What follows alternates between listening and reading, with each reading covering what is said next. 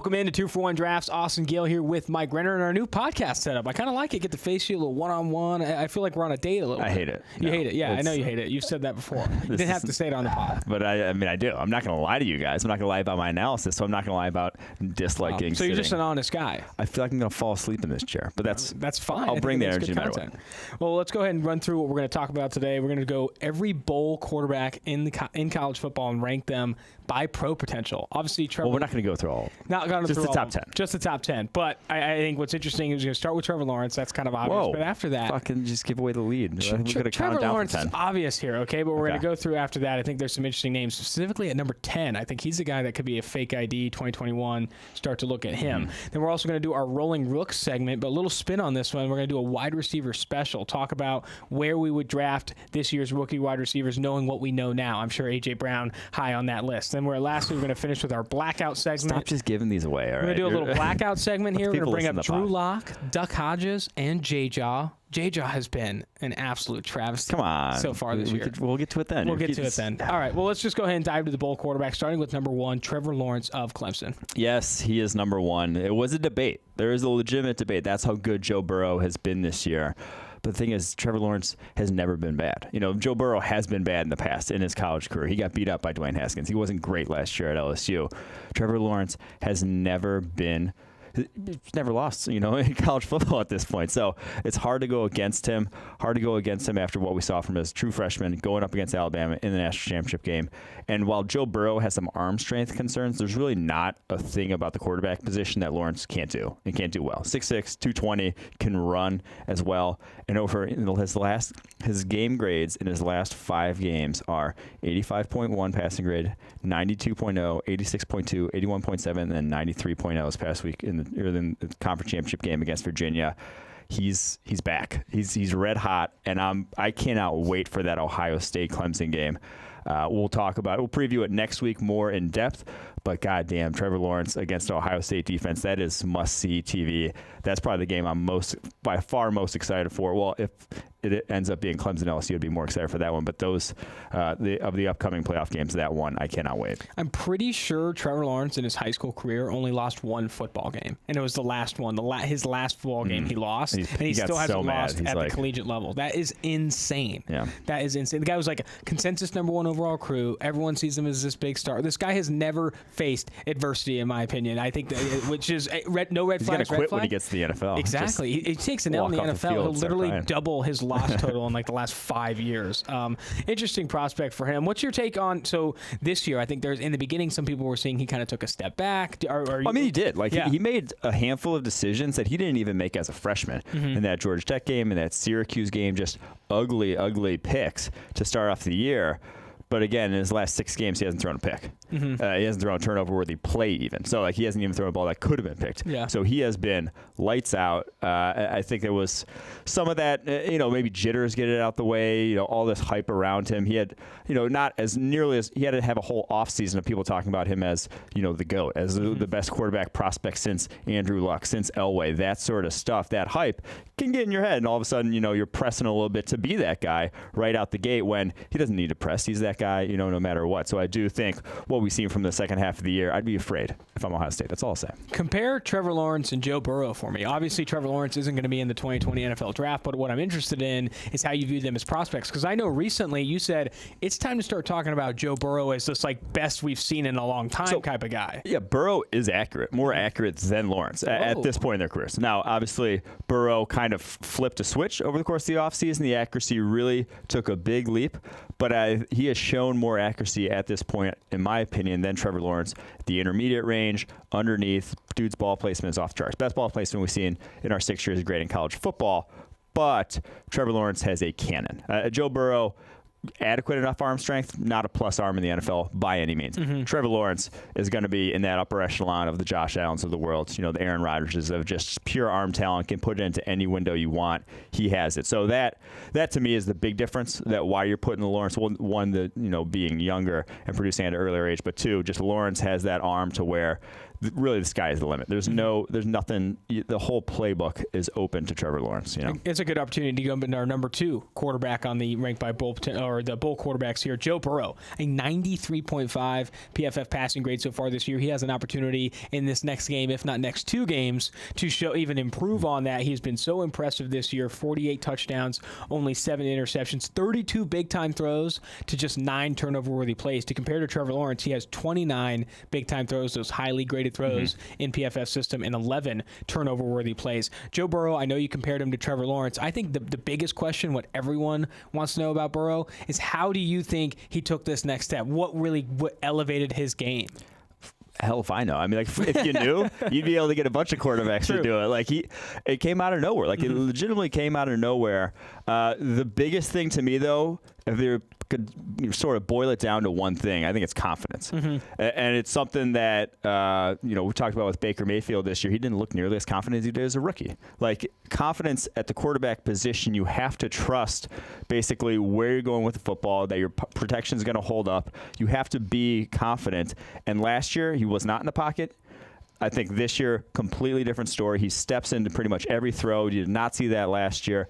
He's maneuvering without fear. When he does break the pocket, it's because he literally has to. He's not doing it necessarily too early. So I do think that the confidence aspect in that LSU system has been a night and day from what we saw last year. And that's the biggest thing that explains the jump. But again, it's more than just that. Like, there's a lot of factors at play, but that confidence level, he's at an all-time high right now. Increased confidence level in the offense, I think, inside of structure. You mentioned the accuracy. Joe Burrow, easily the best quarterback in college football right now inside of structure from an accuracy standpoint. But what really stands out for me, and I think what makes the highlight reels in addition to the big-time throws, is what he's doing outside of structure, how he's reacting to pressure. You've even said that he's maybe even a little bit faster than Jalen Hurts from a mobility standpoint. Like, Hurts isn't that fast. People love Hurts' rushing ability. Like, True. He's just a big dude. Like, he's probably going to run like a 4.7 something. But my question is, so you love what he's doing inside of structure, the accuracy. Where do you value when you're evaluating quarterbacks the play outside of structure? It's not a high percentage of plays, but there's opportunity outside of structure. You've seen it with Patrick Mahomes. You've seen it from the best quarterbacks in the NFL. Making plays outside of structure is important to get into that upper echelon. Joe Burrow doing it well at the college level. How do you value that? So it's almost like an addition, like a check mark plus mark in his favor in terms of you got to win from the pocket first. You got to be able to make the throws, be accurate, that sort of thing first. But if you do have that little outside of structure ability, that's a little bonus that's going to push you over the edge. Like, there's so few guys that can be perfect from the pocket. And that's why we saw guys like Eli Manning, when it went quickly, because you have to be perfect from the pocket. And if you're not making plays outside of that pocket, if you don't have good pass protection, all of a sudden you're shot. You don't have any sort of recourse. There's no second. You don't have a plan B. So I do think that it's a big thing, and getting even bigger in today's NFL, the ability to do that. And Joe Burrow obviously has that. A bigger rocket ship, Joe Burrow or Joe Brady? Joe Brady coached at William & Mary, linebackers coach in 2014, Penn State graduate assistant in 2016, New Orleans Saints offensive assistant, and now this year, probably one of the most coveted assistant coaches in college football. That is insane what he's doing. From GA to Assistant of the Year award that he won this year in 3 years. He coached linebackers at William & Mary after playing receiver at the school for a couple years. This guy graduated college in 2012. He's hot right now. That's hot. I can't wait to see where he ends up after this year. Dude, if he has a cup of coffee with Sean McVay, I'm telling you, he's going to get a head coaching job here pretty soon. He'll be coaching the Panthers next year. Let's go to number 3, Justin Fields. I think here at PFF, we've done a great job of covering Joe Burrow. He's been a rocket ship. He could finish as one of the highest graded quarterbacks single season in the PFF college era, dating back to 2014. But Justin Fields is having a damn good season, too, playing very well for an Ohio State team that is in the college football playoff that could go the distance this year. What's your take on Justin Fields? And I think a better question, compare Justin Fields to Trevor Lawrence, 2 guys that will be in that 2021 class. I think Fields is not on Lawrence's level whatsoever as a passer. I think he is good as a passer, but I think his real value comes from the threat he poses in the run game. He is legitimate, going to run sort of Cam Newton-esque as a runner in terms of big dude, fast dude, can run in between the tackles if you want. So that option threat immediately, you get more favorable looks. We talked about a lot with any quarterback that presents that. You get more favorable looks from defenses. Run game's automatically better. It just helps you in a number of different ways. So I think that he has value there, and he takes care of the football. He's not going to put the ball in harm's way. Only 8 turnover-worthy plays on the year.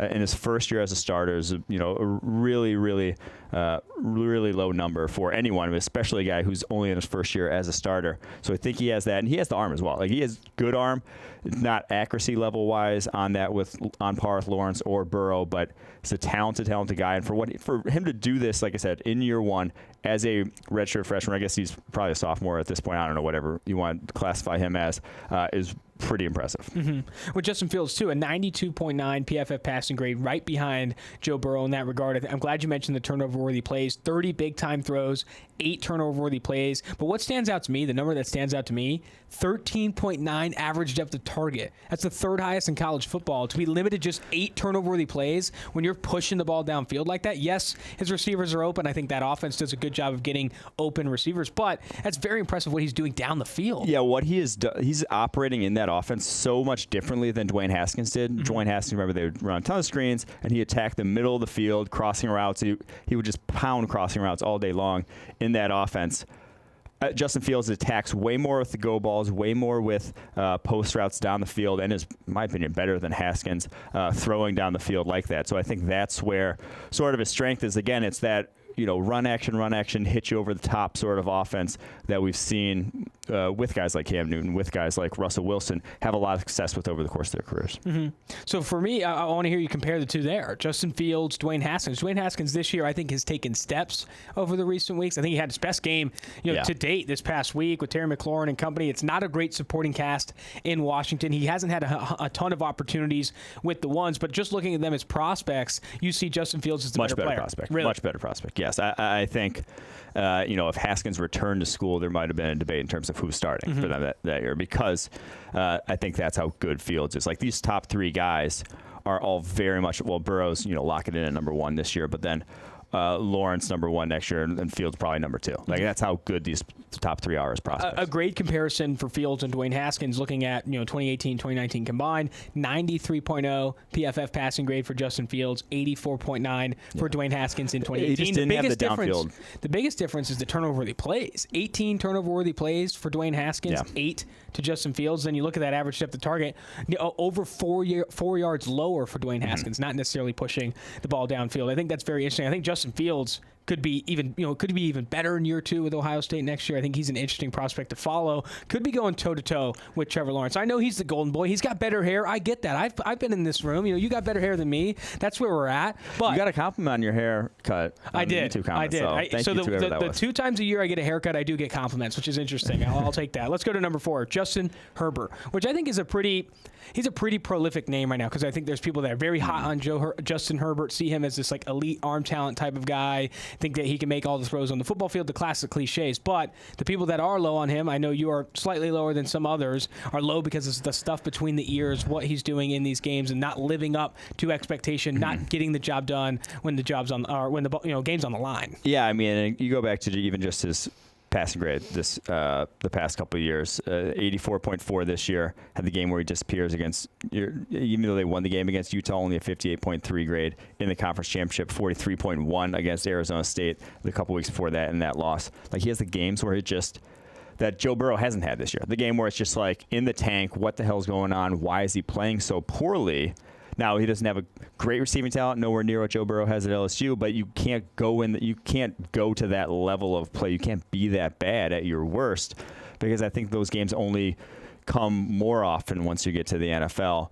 And to me, he's almost a better version of Drew Lock from last year in terms of I think he's more accurate from the pocket, more accurate a little down the football field, but just they both have something between the ears that you were just was off, and that you would have games where you're looking at them and like, why aren't they even trying to push the ball down the football field? And that's the biggest thing with Herbert, is some of it's the offense, a lot of swing screens in that offense, like almost a third of his completions are swing screens.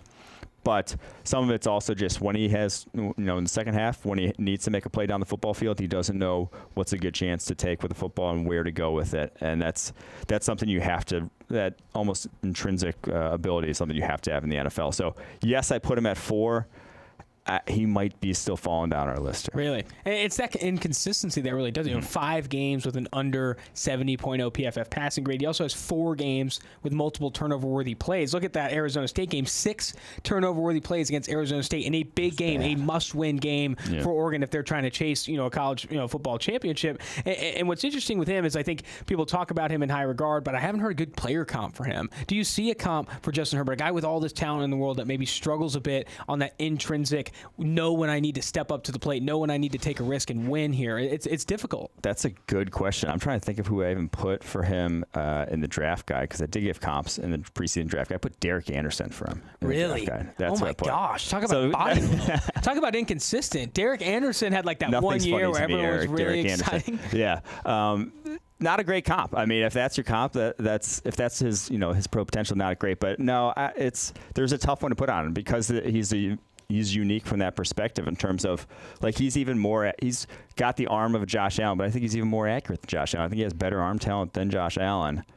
But Josh Allen's far more of a gamer. Like Josh Allen would do far more of what it takes to win a football game. Justin Herbert, I just don't see it. Mm-hmm. Totally fair. Let's go to number 5, Jake Fromm. Ringing endorsement there for the guy I put at number 4. Yeah, Jesus, that's rough. Derek Anderson is a rough comp for Justin Herbert, but I don't think it's not fair. I mean, the concerns you have with Justin Herbert's game, I think, are completely fair. And when you watch the big games, when you turn on those big games and expect him to elevate, rise to the occasion, as often was said, you don't see it with Justin Herbert, and that's a problem. Because in the NFL, all of the occasions are risen. It gets a lot harder in the NFL. You can't get away with inconsistency. Let's go to Jake Fromm. Talk to me about him. Yeah, Fromm, I think he will be an NFL quarterback. I think he will be able to operate an NFL offense. I don't think he'll ever be, Drew Brees. I don't think he'll ever be an elite quarterback in the NFL. But I think if you are a team drafting towards the back end of a first round and you need a quarterback, he will be able to run you an NFL offense. Like, he takes care of the football as well as anyone in the country. 6 turnover-worthy plays all this year. You've seen his grade go up every single year. He's gotten better every single year of his career. 81.1 as a freshman, 85.3 last year, 88.0 this year. I'm not sure he declares because it's he still has major question marks about his ability to push the ball down the football field, major question marks about how much he's protected in that Georgia offense. But he makes quick decisions with the football, and he protects the football. Easy Alex Smith comp, easy game manager projection for him at the next level. Now, how much value should he put on that, or how much do you really want that? I mean, on a rookie deal, I think you could win with him. But, there's still question marks about him, and like I mentioned, the offense, how much he's protected. But I do think like he can run an NFL offense. Will it be at a high level? Probably not. That's a hard conundrum, sort of. I find myself with Jake Fromm and Jacob Eason comparing the two a ton because they're these similar guys that at the back end of the first round or maybe in the top of the second, you start to take, maybe take a swing at them. Compare those two players as prospects. Eason, the biggest thing with me, he's a much bigger arm. Like he just obviously like jumps off the tape. Him and Herbert right up there in this draft class in terms of 1-2 in terms of our talent. Like they just have very strong arms, can put it in any window. He had a throw earlier in the season, Easton, where it's like 50 yards, pretty much flat-footed on a rope for a touchdown on a post route. And like Joe Burrow can't make that throw. Like there's guys that just can't make that throw. It's special, and you're not even going to attempt that throw for Joe Burrow, but he made it because he has that arm talent. But Jacob Eason, I think he just needs more playing time. Like he looked terrible under pressure, unlike any quarterback I saw, any of the top quarterbacks I saw this year in terms of how he dropped off from a clean pocket where he had a 92.0 passing grade to under pressure where he had 36.5 passing grade. And some of that he's also putting pressure on himself, like just his pocket presence in general completely crumbled. And they had really good tackles there. It's not like he was under pressure a lot and all of a sudden, it got to him over the course of the game. No, it was only a handful of times a game, and when it did come, he just acted like he'd never seen pressure before. So that's worrisome to me because it's only going to get worse the next level.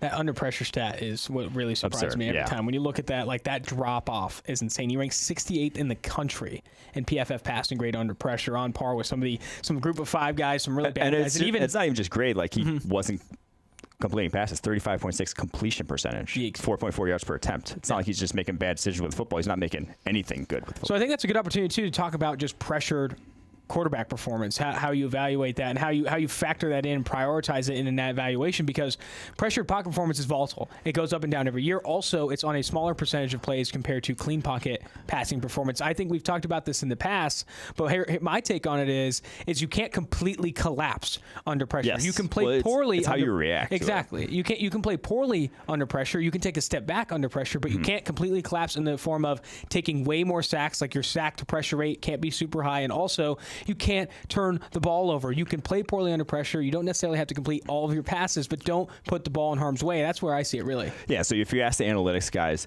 they will tell you play from a clean pocket is more stable year on year. But I will also say, like, a guy who is bad under pressure, a guy with bad pocket presence, will put himself under pressure more than someone like a Tom Brady, someone like a Phillip Rivers, someone with good pocket presence who knows how to navigate the pocket. Right tackle gets bull rush, they'll subtly slide left, and that's not pressure. That shouldn't be pressure. A guy who doesn't know what he's doing in the pocket, a guy who reacts poorly under pressure, is going to see his right tackle getting bull rushed and eyes drop down, tries to dip outside the pocket, something like that, and all of a sudden that turns into a sack, when with someone else it would have just been almost nothing. So I think that's something too, though, that when Eric and George, the data scientists at PFF, have looked into it, that's something that is more stable, like quarterbacks owning their pressure rate. Yeah. Play under pressure, not necessarily stable, but owning pressure or taking on pressure is stable somewhat for quarterbacks. And I think with Jacob Eason, that's something you have to evaluate. Is he just bad when he's pressured, or is he bringing on a ton of pressure onto himself? Because the latter comes with you to the NFL, and I think it carries year over year, and that's a huge problem. Yeah, and that's why he's number 9 on our list and not coming up here for a little bit. The next guy, too, is Sam Howell of North Carolina. No, you skipped Jordan Love. Oh, I skipped Jordan Love. Boy. That's on me. Let's go back to Jordan Love. Jordan Love's an interesting one. We've talked about him a lot, though. We just chugged him, so. Yeah, Jordan Love's an interesting one because he has 29 big-time throws and 25 turnover-worthy plays. That ratio is absurd. I still believe, and to some degree, obviously putting him 6th, not full head-on in, but I take him probably top of the second round here because the 29 big-time throws with the talent he had around him is still an absurd number. Like that still was a top 5 in the FBS this year. For him to have 0 receiving talent, very bad offensive line, like Daniel Jones-esque situation. Daniel Jones did not put up anywhere near 29 big-time throws last year. Like he was still making special throws into tight windows. Now, obviously, Daniel Jones didn't make 25 turnover-worthy plays either, but I do think that there's something to be said for the fact that he had nothing really going right for him and still put up special throws week in and week out. Like there's still something there, even if the situation was bad. So you're saying you're comfortable taking him in the top of the second round because you're bet. It's a bet though. It's a high risk, high reward bet. That's the thing is we keep saying you should take a bet in the quarterback position because you hit on your linebacker. Say you take Jelani Tavai top of the second round. He turns out to be a very good linebacker. If Jordan Love is your starter and he's anything near average, he's way more valuable than Jelani Tavai being a very good linebacker. There you go. Looking at the comparison, I'm interested in these comparisons. You look at 2018 Daniel Jones, an 80.8 PFF passing grade, only 19 big-time throws, 17 turnover-worthy plays. A similar ratio, but like you said, doesn't have that high end that Jordan Love does have. With Jordan Love in 2019, a 75.9 PFF passing grade, 29 big-time throws, like we said, and 25 turnover-worthy plays. They're not similar players, though, in my opinion. No. So he reminds me of DeShone Kizer with just like a better pocket presence. DeShone Kizer when it wasn't there, would stick in the pocket and, have that just sort of like panic almost, but frozen in place. Jordan Love converts pressure to sacks at one of the lowest rates, opposite of Jacob Eason. He does not, doesn't take sacks, gets the ball out of his hands quickly. And I think that's a big thing. Like that pocket presence is a big reason why I still believe, because if he didn't have that pocket presence, it could have gotten real rough there in that Utah State offense. Let's combine two guys for the future here, Sam Howell and Brock Purdy. Talk to me about these two players. Not guys that will be in the 2020 NFL draft, but who have shined a little bit in our grading system. Well, for Sam Howell, not even the 2021. This dude's a true freshman. 2023 draft eligible. He is the North Carolina starting quarterback. I went back to watch the Clemson game on him, and while he didn't dominate by any means, he definitely held up better against that Clemson defense than a lot of quarterbacks in recent memory that have gotten drafted. Think back to Ryan Finley last year at NC State, where he just quicksanded him. He just kept, throwing the ball to Clemson. He did not do that. At least didn't throw a single pick in that Clemson game. Had one pretty rough decision, but I think he was just efficient when that D-line was dominating. Like it was not easy going for him and almost won them the game there in that one. And then I go back to this past week against NC State, not this past week, against the last game of the season against NC State. He was just carving them up. Like, he has legit arm talent, big arm for a true freshman, which is rare to see. You know, guys usually get stronger arms as they go throughout the college career, put on some muscle. He already has, high-level NFL arm strength. 6'1", 225. Dude, he's jacked. Yeah. He's legit jacked. I mean, this guy can sling it around the yard. Accuracy down the field leaves a little bit to be desired, but I love his pocket presence and poise in the pocket already for a true freshman. I think this guy is going to be the real deal here in a couple years. Although the pedigree there in North Carolina, not great in his favor right now. Why you got to bring up Trubisky like that? I know. I got a couple things there. One, a consensus 4-star recruit coming out, goes, true freshman, like you said. His dad's name is Duke, which I feel like automatically makes you a gritty person, a gritty player. That's why he's jacked. I mean, that's why he's jacked. But then looking at his grades this year, among true freshmen with at least 200 dropbacks this year, highest graded PFF, highest PFF passing grade in the country this year at 83.7, 29 big-time throws, 18 turnover-worthy plays. As a true freshman, those are impressive numbers coming at North Carolina, which doesn't necessarily have a great supporting cast. That is playing in a pretty tough conference, I would say. So I think Brown's all right. We highlighted him, the wide receiver. Oh, that's right. You're right. Fast dude, but yeah. So let's dive right into Brock Purdy right after. He has graded very well for Iowa State. I think he's the guy that college analyst Cam Mellor just loves over and over. I think Brock Purdy, great last name. I don't know if his dad's name's Duke, but I'll look it up. I'll find out. He to me is almost reminiscent of Jared Goff or Dak Prescott. I'm not making player comps here. I'm saying the fact that Iowa State was never good at football before Brock Purdy came in here. Mississippi State I can't get over was not good at football, had their best years under Dak Prescott. Like, he's going to start for multiple years and have some of the best years in Iowa State football, and they didn't have like an influx of talent. They're not getting guys drafted left and right in the NFL. They really still have nothing on that team, but he is carrying them to much better results than they've ever seen in the past. 88.0 passing grade as a freshman, 82.5 this past year. I go back to the Oklahoma game. He had maybe the most impressive throw I saw all season, rolling out right, about to get hit, almost sidearms it. A guy's running a post corner route. He throws it before the guy even breaks looks over their shoulder for the corner route, probably about 40 yards down the field, throws that on a line to him in double coverage. Not double coverage, but two guys converging on him at the same time, right on the money. It was an absurd throw. He has arm talent, has the production now at this point. I'm a big fan of his game, like you mentioned, Cam Mellor is too. All right, let's go to our last guy on this list. One of my favorites, Minnesota's Tanner Morgan, a 90.0 PFF passing grade so far. Not so far this year. This year, he has 16 big-time throws, 16 turnover-worthy plays. Not necessarily that high end you're looking for, but I will say this: he's the highest-graded quarterback in college football under pressure, just above Joe Burrow in that regard. And I think at Minnesota, he takes shots in that pocket and will just fearlessly.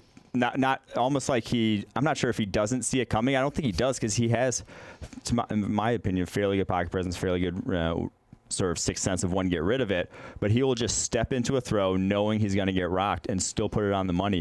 Like you mentioned, he is very good under pressure, pretty fearless in the pocket, does not have the arm of Howell or Purdy, is not by any means going to, wow with his throws down the football field. Already balding. I don't know if that's a factor, but that's a factor for me. Yeah, he had a go route once where he capped out in the mid to high 50s in terms of, I think that was about all he had on it. So that's not great from that perspective, the arm, but he's creative with his throws over the middle of the field, knows how to place it around linebackers, knows how to put it with touch. I think he has what it takes to succeed, to overcome that lack of arm strength. And like you mentioned, that ability under pressure really is the defining characteristic of him that, won them some games there down the stretch. Kentucky boy, consensus 3-star recruit, went to Ryle High School. I think with him too, he took advantage. He took shots with Tyler Johnson and Rashad Bateman. I did love what he did with those two receivers. He really helped Rashad Bateman kind of make himself on the map here. I think Tanner Morgan's going to get start to be talked about as one of these better college quarterbacks coming up in college football. So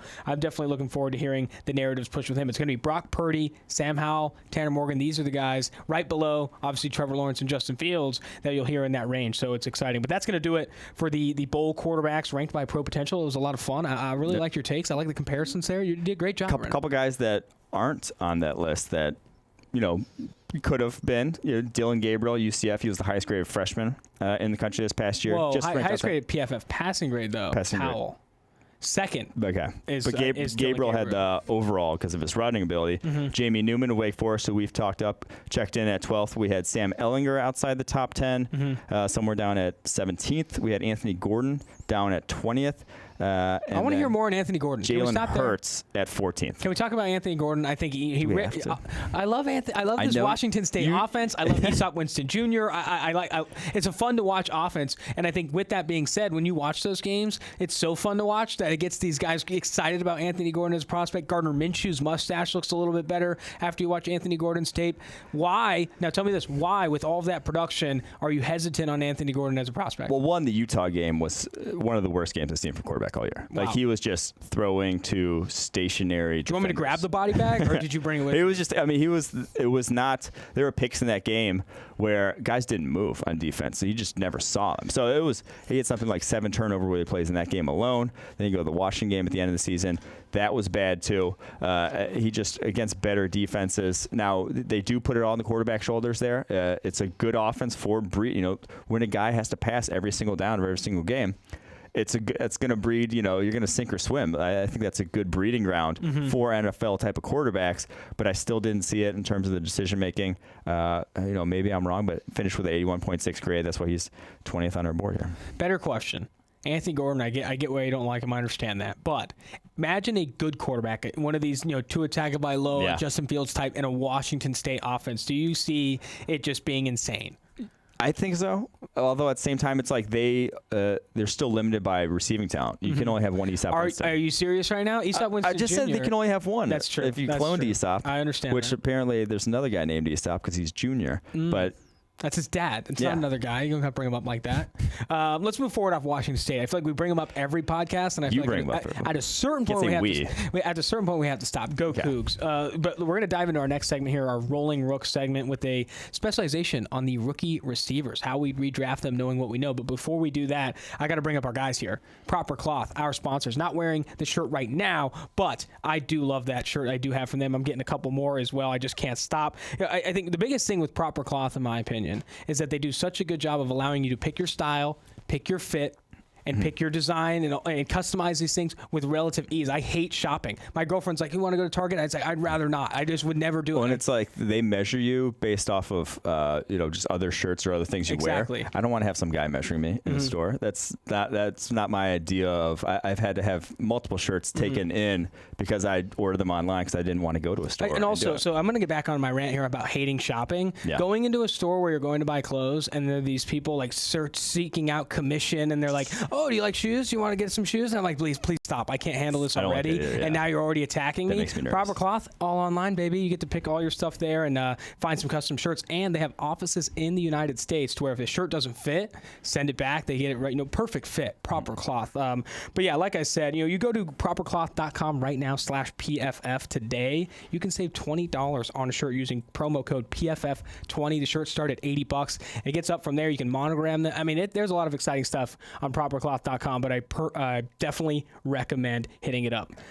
Shall we go into Rolling Rooks? Yes. Let's go into Rolling Rooks here. Rolling Rooks segment, normally we're highlighting some of these top, prospect, rookie performances from the previous week, but we're taking a little bit of a spin here. Let's talk about these rookie wide receivers because they're lighting up the NFL. Every week I feel like I'm talking about a rookie receiver. And with that being said, I think it's an opportunity to kind of redraft the 2019 NFL draft, specifically looking at receiver and what order you would draft them in, knowing what we know now. Starting with number 1, it's obvious. A.J. Brown, Tennessee Titans wide receiver, former Ole Miss product, has been absolutely on fire ever since really Ryan Tannehill took over and they stopped giving his snaps to Tajay Sharp. Guy's great route runner, big, physical through contact, making plays after the catch. It's all what we saw at Ole Miss. Yeah, so let me set the stage here. A.J. Brown, if we were redrafting, yes, he'd be the number 1. That one's, in my opinion, a no-brainer here. But just with our rankings, top 10, how we had it heading into the draft last year. Number 1, we had DK Metcalf, was our 17th overall player. Number 2, we had A.J. Brown, was our 20th overall player. Number 3, we had J.J. Arcega-Whiteside, who was our 23rd overall player. It's Arcega, by the way. I know. Number 4, we had Andy Isabella, who was our 30th overall player. Number 5 was Marquise Brown at 31. Hakeem Butler, number 6. Oof. Deebo Samuel was number 7. Where is Hakeem Butler? On IR, actually. Okay. Number 8, was that where we're at? Number 8, N'Keal Harry. He was 61st overall player on our board, which, God, why did we do that one? Number 9 was Riley Ridley at 71, and number 10 was Deontay Johnson at 77. So that was how our board shook out when it was all said and done. Thankfully, on that, no Paris Campbell, no guys like that who have not been getting the job done. Some hits, some misses but definitely some misses going along. It's still too early to tell, but there are some receivers that you watch right now that knowing what I've seen, yes. I think I would have reorganized some things. So that's what we're doing now. And number 1, so A.J. Brown, second-ranked wide receiver, he's number 1 right now. I mean, over 800 yards, multiple 100-yard games in the season. Once Ryan Tannehill has come in there at the quarterback position, he has been easily their number 1 receiver. Like, the dude has been dominating back-to-back 100-yard games, multiple touchdowns over that span. Like, he looks like a number 1 receiver. He's 893 yards. He's going to have 1,000 yards this year. It's insane. I mean, I think what I've been really impressed with is that he's winning as an outside receiver. I know before this past year, I mean, he played a lot in the slot, and people saw him as a slot type, but he's winning at outside wide receiver. I think he's running routes and winning at all areas of the field, something that you really covet at the receiver position. Can you create separation in man coverage at the intermediate and deep levels of the field? If you can't, if you're N'Keal Harry, you're going to struggle in the NFL. A.J. Brown proving great hand usage on the routes, crisp. It's all of that stuff. That's the thing. It's like with bigger dudes, you worry about them being able to get locked up and not being quick enough at the line to, get that little inch of separation and then separate from there. That we've seen N'Keal Harry get locked up a ton at the line of scrimmage. A.J. Brown, shifty enough that he can get off press coverage, and then he's so physical that if you got a step on you, you're not going to make it back because he's just too big. He's 17 forced missed tackles after the catch too. I think that's tied with Deebo Samuel for the most among rookie wide receivers, which is impressive. Let's go to the number 2 here. Let's bring up Terry McLaurin, who right now leads all rookie receivers in overall grade and PFF receiving grade, but he does have 7 drops on the year, which is, I think, makes it more impressive because you lose some of those drops and his receiving grade gets even higher. He has been very impressive with a very bad supporting cast. A.J. Brown elevated a bit by Ryan Tannehill, who I believe is a top 5 passer in PFF passing grade down the stretch here. But now Terry McLaurin is playing well with the combination of Dwayne Haskins, Case Keenum, etc. Yeah, Terry McLaurin 20th in yards per route so far this season. Actually, I forgot to drop down A.J. Brown. A.J. Brown's 3rd in the NFL in yards per route. That's absurd. Insane. But yeah, Terry McLaurin 20th in yards per route, 833 yards, like you mentioned. Terrible quarterback situation. To me, he was just coming out of Ohio State. So I missed him. He was 8th on our board. He was number. I had these all mixed up how I had him, but he was 8th on the board. That's my bad. He was 8th, number 68 overall. So we were higher on him than where he went, obviously, in the draft, going in the 3rd round. But the hardest thing was you have to see guys catch the football, and he didn't catch the football a lot at Ohio State. Like, you have to see them to know what their ball skills are going to be like in the NFL. And he wasn't featured in that offense. It kind of goes back to what we talked about in the Haskins Fields conversation. They weren't targeting go routes, post routes down the football field. Terry McLaurin was exclusively an outside receiver in that offense. He was pumping it to KJ Hill, pumped it to Paris Campbell. Terry McLaurin, an afterthought, falls to the 3rd round. Now he looks very much unlike an afterthought. I love the route tree that they run him on. Is a intermediate, deep, full route tree, and he's killing it. He's absolutely killing the routes. I mean, we talked about him. We talked with him on the podcast a couple of weeks ago. Guy is a very smart dude. Is prioritizing, expanding his route tree. Watches film a ton. He talked about his Darius Slay matchup, saying it's a chess match. I think that level of attention to detail to his routes shows up on tape. He's not just fast. I think that's a big thing. He's not just fast. He's a very smart player that I think is going to get better even moving forward. And he's big. He's 208 pounds. 4.35 speed at 208 pounds. He's not like, he's not Philip Dorsett at 185 coming out, or it's just like, oh man, he can just go deep. He's got a full route tree, like I said. 14 of 26 on contested catches too, which is not a bad percentage there. Which is, you look at A.J. Brown, only 6 receptions on 20 contested catch opportunities, a little bit better in that regard. Let's go to number 3. Who would redraft? DK Metcalf. DK Metcalf, number 3. So I think he was different, way different in my opinion than A.J. Brown and Terry McLaurin. I think DK Metcalf though I think the production has been good. I'm still not super impressed with his route tree. I'll tell you that right here's now. the thing. He's never going to be. You're never going to be impressed with this route tree, but it's the route tree. Well, I'm upset, okay? The routes that he does win are the most valuable routes. Again, True. It comes back to that. And that's why he was our number one receiver coming out, and we had, a debate between him and A.J. Brown about who to put first. And I thought A.J. Brown had more potential to be a number one receiver, but DK Metcalf was a sure thing in terms of go Winning balls, deep routes, double moves, deep routes. If he doesn't run a good whip route, I'm not taking it. You can't have that. No, because a whip route on average is not getting you the same value as a deep route from the slot. Like exactly. He just was going to be That's a good comment, sure dude. thing on those routes in terms of 264, 230, runs a 4.33. Like he was just going to be absurdly explosive. If you lose a step on him, you're never going to make it back. And he's proven that, again and again in that Seahawks offense, averaging 15.8 yards per catch, already 819 yards, 6 touchdowns, had one this past week. That's just going to be. I think that's a great conversation point. Talk about how the analytics and the tape can kind of marry or like intertwine. He's still only 21, I think. Like he's still young, so talking about maybe he gets more how, flexible. There's that cliche with receivers and do some yoga and scouting receivers is that you can run every route on the route tree, which is great. I think it's definitely valuable, but can he run all the big routes, the most valuable routes, those deep routes, posts, obviously go balls, all of those things? Can he win at the deep and intermediate level of the field? Because if he can't, I don't care if he can run every route on the route tree. If he can't consistently win at that area of the field, I can't win with him because he's not going to be as valuable as a guy like DK Metcalf, who maybe can't win on those whip routes, those short kind of breaking routes there, but he can win deep down the field, and he's shown that for Seattle. And it does help here. You talk about Terry McLaurin doesn't have a great quarterback situation. Russell Wilson's literally the highest graded quarterback in the NFL. He's dropping dimes. And he went to a place where they're going to fit that in their offense. So yes.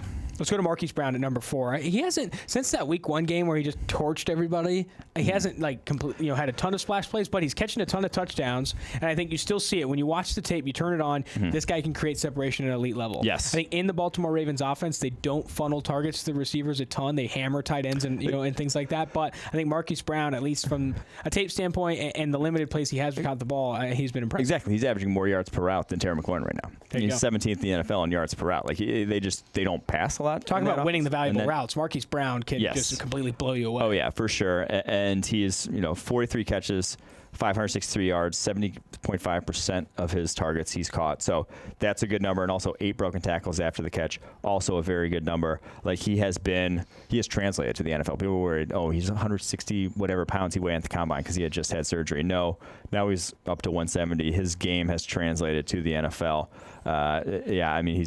He's basically as advertised. Like if you were going to taking him where we would have took him, like I said, he was like 30th play on our draft board. We would have taken him where the Ravens took him, and I think it was a good pick. Like he looks every bit like he's going to be a good deep and intermediate threat wide receiver. Yes, congrats.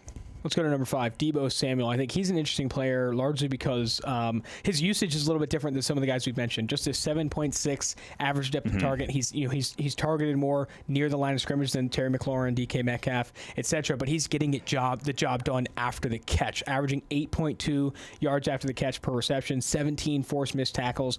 He's a guy that they drafted Jalen Hurd and Deebo Samuel. Jalen Hurd, the former high school and Tennessee running back. They're like, this guy's got that running back hybrid ability. That never made sense. Jalen Hurd was a big tight end / wide receiver playing running back for far too long. Deebo Samuel, I know Jalen Hurd played running back at Tennessee. Yes. I would put Deebo Samuel at running back before I ever put 100%. I had that take as well. He has that like Ty Montgomery type of feel to him. Well, that's his body type. He's 5'11", 215. Like he is built like every running back, in the NFL is basically built. Like that is the prototypical running back size. And at South Carolina, they used him a ton in the screen game. He broke something like, I think he broke 20 tackles on 60 catches last year, 21 tackles, on 62 catches last year.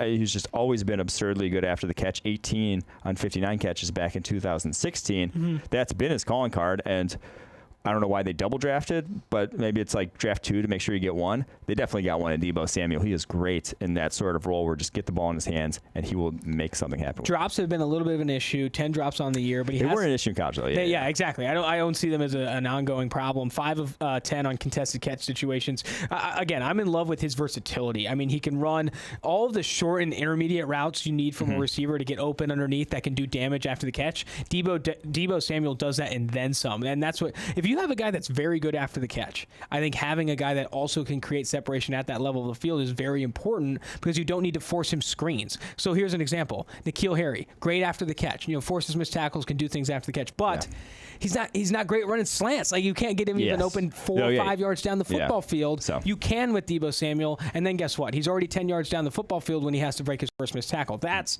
very important and very valuable. A little bit of a rant on my hand. I don't mean to bring up N'Keal Harry again, but sometimes it just has to be brought up. What a bad pick, Bill Belichick. Jeez. Oh, God.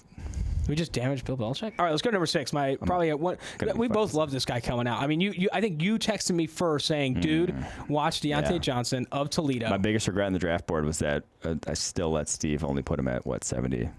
Whatever. Should we go bring Steven? Damn it, his body bag season. Okay, Deontay Johnson, anyway, he has struggled a bit with drops this year. He's also fumbled the ball a couple times, but I will say this, watch this guy create separation. That's a boneheaded plays. Yeah, he had some boneheaded plays. I mean, that was some of the character stuff there, but what he's done is a route runner, and then also after the catch I've been really impressed with. He has 8 broken tackles over the last 2 weeks on 11 catches. That's insane. Yeah. He had that one he took the reverse field. I think we didn't see a ton of that at Toledo. I think that's what he was. He wasn't breaking tackles because guys were so far away. Yes, exactly. That's what I'm saying. You didn't see a ton of forced missed tackles because he was just creating separation at will. Yeah. And here he's still doing that, but they're getting him involved behind the line of scrimmage because they know he has that dynamic ability. Yeah, he had that punt return as well. Oh, yeah, he returns punts for them too. So I do think he's still, he came out early out of Toledo. He declared early, had another year of eligibility. I think he's still kind of a work in progress, still a little rough around the edges, but like you mentioned, great route runner, great separation ability, and we're starting to see that shine through here as the season goes on.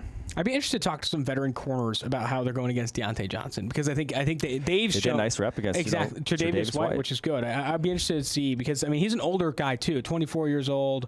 I think 23, 24 years old that I think has.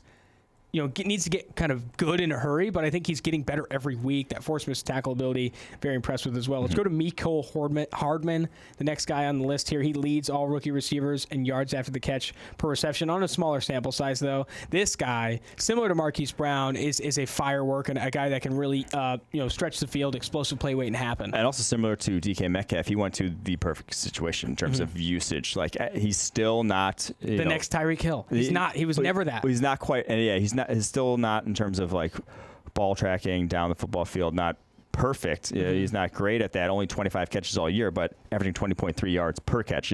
He has speed and utterly dynamic after the catch, and that's a good combination to have. Like no matter who you are, I feel really bad about where we ranked him back in the day because I remember giving you some pushes like, "Hey, Mecole Hardman looks pretty good." I know, like once they get getting the ball in his hands, he is very dynamic. Like you said, the ball skills aren't Tyreek Hill level. Tyreek Hill will win 50-50 balls. I don't see that ever being Hardman's game, but in that offense, they do a lot of basically kind of like spot routes where it's like, "Hey, you run to X position to be on the football field." If you're fast, it's tough to guard. So, yeah. What were some of your reservations with Hardman coming out? I didn't love like I said, I didn't think he would win or track balls well down the football field. I thought if you were to run him. And he already has a small catch radius. If you were to run him as an outside receiver and, run him down the football field, I didn't think he would win a lot of those sort of go balls, even if he did have steps on guys. I didn't think he would, track it well enough to haul those in, sort of like a Mike Wallace sort of situation. But that's not how they're using him. They're using him a lot more in the slot and a lot more in sort of off the line of scrimmage stuff. Let's go to number 8, our lowest graded rookie receiver in the NFL right now, J.J. Arcega-Whiteside. Pour one out for that guy. He has had a rough start to the NFL. Let's start with this. I know you loved him coming out. We both liked him coming out. He showed good releases at Stanford. He had great contested catchability at Stanford, specifically in the red zone. What has gone wrong? Yeah, so part of it is just a lot of his production was, literally trust with the quarterback in terms of, hey, I'm not open, but you got to throw it to me. You got to throw me open here. Like and then I will win it. That hasn't, I don't think Carson Wentz has given him pretty much any of those opportunities. He doesn't have the box out end zone touchdowns, doesn't have a lot of the go ball back shoulder stuff. That's just hasn't been a part of the Eagles offense. And so that was, 75%, not 75%, but like half his production last year was those sort of routes. And so if you're not on the same page with the quarterback, all of a sudden there you go, zap a good deal of his production.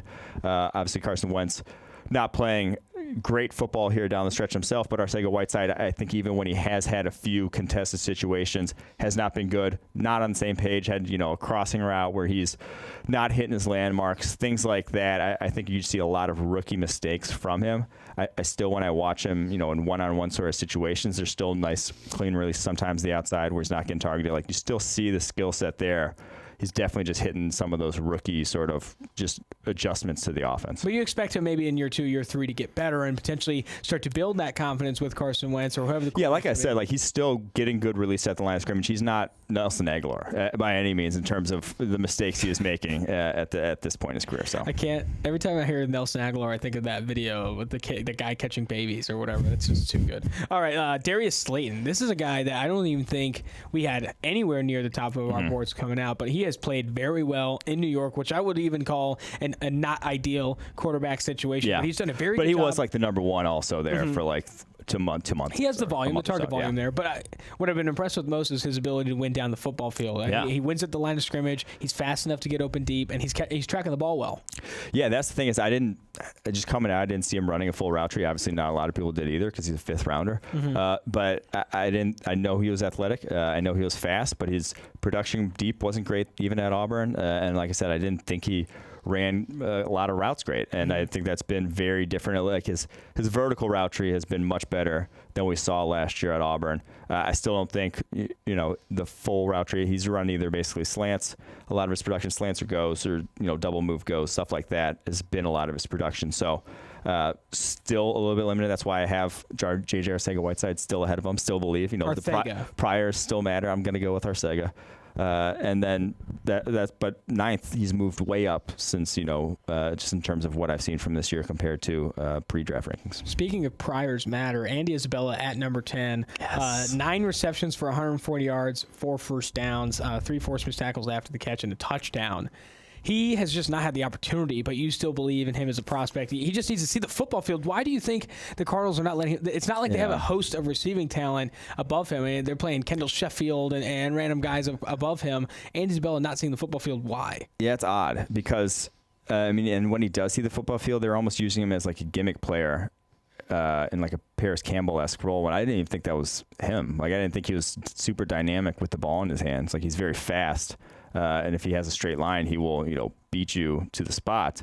But I don't think he shook a lot of people even at Massachusetts. So I don't know what their plan for him is. I mean, I thought if you drafted him, you'd at least use him in like a deep role, but they really haven't. So, but I still, like I said, I still believe he still was like very high on our board coming out. So I do think that we'll see. I mean, shit, that's just like a punt on it. Like he's only been targeted 13 times all year. Yeah, we just need a bigger sample size. I mean, you need the guy to get some volume here. Can we get some plays, please, Cliff? Cliff, we're asking. Can we get some plays for Andy as well? Got 2 weeks left. Just see what you got. Let's go to our last segment here. That's going to do it for the redrafting of rookie receivers. Very impressed with that. I love A.J. Brown, Terry McLaurin, and this receiving class coming up is also going to be fantastic. There was a ton of receiving talent in this one. I'm really excited for the future of the NFL with Jerry Jeudy coming in, T. Higgins. It still blows my mind if I think teams will have learned from their mistakes last year, seeing all these 2nd and 3rd rounders go for big numbers and be like, oh, let me go actually grab one of these guys. Where do you think that comes from, though? Is that people just having, or teams having more confidence? I think it was, honestly, what I think it was you went 5 years without a first-round pick hitting at wide receiver. True. Gun shy. You're just like, teams see that, and they're like, I don't want to be the next team. I don't want to be Kelvin Benjamin. Corey Davis or, Kelvin Benjamin. Well, Kelvin Benjamin was the 14. Was he a tight end coming out, though? No, he was, and he was the bad pick in the 2014 draft class, that had all the good players. Kevin White, another one that was drafted. Corey Coleman. There are a handful of receivers. That I'm sure that people fell in love with. I mean, Corey Coleman was a PFF darling. I mean, people. Sam Monson back there loved Corey Coleman coming out. I felt there is some context to that though. The off-field, the shoe addiction. There's some things there you got to kind of dive into. Let's go into the blackout segment. This is our 2-for-1 draft segment where we talk about players that did not have great weeks this past week. Wanted to black out, forget that performance. I'm sure Renner said a handful of weekends like that. Let's go to Drew Lock, quarterback quarterback of the Denver Broncos, he blacked out in the snow too, which I'm sure you wake up in the snow. Whiteout. It was a whiteout, but that's just really unfortunate. It was after I think a lot that's of how you die is when you black out. No one likes a blackout in the snow. I think that's a Liam Neeson movie. I'm not sure. No, anyway, Liam Neeson. Sorry about that. Nielsen. Right. Who the hell is Nielsen? Drew Lock. It was just coming after a Denver Broncos game where people were starting to get excited about him. Thought maybe he was the future. You had a piece halfway through. People were telling me to admit I was wrong about Drew Lock, and I'm like, it's been one game, and he had like one good series in that game. But also, like, I'm not going to admit I was right about Drew Lock after this game. Like, it was in the snow. Yeah. 28.8 passing grade. Like, he had drops. Like, it was going to be bad in the snow. Like, he was going to have a game where he had to come back, and Drew, a rookie, like, shit like this happened. So I'm not going to be too down on him either. But I mean, I just do think you saw some of the issues, the pick he threw. You wait to take your victory laps, which I think I'm impressed with. It's nice. It's the pick he threw in the end zone was awful. Yeah. It just fading away, like, and it was throwing a jump ball to Noah Fant. Should have been your first warning sign. But like, that one was pretty rough. He's not throwing a pick in 3 straight games. Like, there has been some decision-making concerns with him. In rhythm throws, though, I like his accuracy's been good. Even though 45% completion percentage, he had 5 drops in this one. I think a lot of the stuff once the snow went down and then once they were playing from behind, it got difficult for him. But I do think like his in rhythm accuracy has been very good to start his career so far. But definitely a blackout. The next blackout here is a world champion duck caller. Devlin Hodges did not have a good game against the top 5 defense in the NFL, the Buffalo Bills. I mean, I think the decision-making was a concern. The guy simply could not complete a pass deep down the football field. Very inaccurate with the football. I think that's what we asked for. He was processing the game very slowly. Yes. And when you process the game slowly and you're going against a defense that can create pressure, you're going to struggle. I saw that. Well, that's what we sort of threw up in the last Thursday's podcast. We're like, Duck Devlin, the grades have been good. Nothing necessarily down the football field that we've been impressed with in terms of level of difficulty, taking a lot of chances with the football, having to make plays down the football field, and then you saw in this one against it's top 5 Bills defense. It's one of the best defenses in the NFL, one of the best secondaries. It's not going to be easy, but when he did take his chances, they were not good. 4 turnover plays in the day, 4 picks. Just it's a bad time, and he's a UDFA rookie against a top 5 defense in the NFL. I'm not sure we should have expected any less. From what you've seen from Devlin Duck Hodges so far this year, and how you've seen Ben Roethlisberger progress on the sideline from a Beard standpoint, what do you think the future of the Steelers quarterback situation is? Draft quarterback. But Ben said he's coming back. Beard or no beard, he's coming back. Yeah, I mean, have you seen him on the sideline? I have. That's what I'm saying. How do you factor that in? Yeah, you factor it in by saying he's leaning towards offensive assistant more than he is leaning towards offensive line more likely than quarterback. But no, he's just not. He's not going to be your long-term option. Like, if you draft a guy this year, you'll have 4 years of said player to figure out if he's the next guy. Ben Roethlisberger, you really think he's going to have 4 more years in the NFL? The thing is, they don't have a 2020 first rounder. They don't have a first-round pick in this class. Yeah, that is the problem. You're going into next year with Ben Roethlisberger at 350 pounds. That's the problem. You're going to have to do that. And I think after the second and third round, there's no shame in taking a chance and saying, hey, we'll see if this guy hits. Jalen Hurts, Eason, Fromm. There's some opportunity there. Love falls. Jordan Love. Love could go even back end of the first round with teams like the Patriots, things like that that could use a developmental guy. Something I'm a little frustrated with, I think, is that if the Patriots for about 10, 15 years, we've been always calling out that the Patriots will probably be picking out the back end of the first round. That's just always frustrating. I think it's like a guaranteed lock that you can always bring up, like, this quarterback could go at the back end of the first round. Maybe the Patriots start to consider. When I was like, no one would have traded a third rounder for Mohamed Sanu. I'm like, no one would even trade a third rounder for that guy. Like, why did they give up a second? Everyone's like, well, it's basically a third. Well, all right, let's go to our next blackout segment. Let's get off the quarterbacks here. JJ Arcega-Whiteside. 0 catches. Wait, we got to do him again? Yeah, I mean, I guess we got to. I mean, it's a constant state here. JJ Arcega-Whiteside, 0 catches, 2 targets. We've already kind of summed them up a little bit. They have no wide receivers. Yeah. And he couldn't even catch a pass. Like, they have no one else competing for targets. Greg Ward, a college quarterback, looked better than him. Who's better, Greg Ward or Lynn Bowden Jr.? Lynn Bowden Jr., I'd say, is a better prospect. Yeah. Both dynamic. I like Lynn Bowden Jr. a lot. Talk about the sacrifice, though, with Lynn Bowden Jr. How, like, hey, I have a chance to play slot receiver in the NFL. Who doesn't want the ball in their hands more, though? we talked to Laviska Shenault recently. We asked him what his favorite route was. He's like, wildcat quarterback. I would love Laviska in an offense that's willing to get creative. I feel like if he gets drafted by some team that's not willing to play him at every position and then some, like Matt Nagy. Think about Matt Nagy with Laviska. Because what he does instead of Trubisky. What he does with Tariq Cohen, David Montgomery, he mixes them in. I think him. It's gonna be fun. Hopefully, he doesn't go to. I've mocked him to Dallas. That's probably the last place I want to see him go. That sounds like an absolute disaster. Let's go to last guy here on the Blackout segment, Ed Oliver. He's a guy that's flashed a bit, though. This is just not a great game. 27 pass rushes, 0 pass rush wins. Not a great game for Ed. Yeah, Ed Oliver, I think when you're drafting rookies and you're a good team like the Bills, or I guess they didn't know they were going to be a great team, but sometimes and the Packers as well, you have to be able to say, this guy wasn't going to be, you have to, a big part of knowing is where they are in their developmental curve. Ed Oliver, very low on the developmental curve. Rashawn Gary, very low on the developmental curve in terms of where they could be. In terms of NFL readiness, didn't have a single pressure this past week against Pittsburgh on 27 pass rush snaps. Didn't even have a pass rushing win. That didn't get charted as a pressure for us. So that's not good. And I think he just was never going to be worth the top 10 pick right out the gate. He was never going to be that guy right out the gate. You're banking on future projection, but it's also, when you see flashes of it, that's what makes you encouraged. So it's if a guy like a guy who was supposed to be NFL ready coming out like Cleveland Farrell, you're supposed to be a senior. You're supposed to be a senior, good with his hands ready.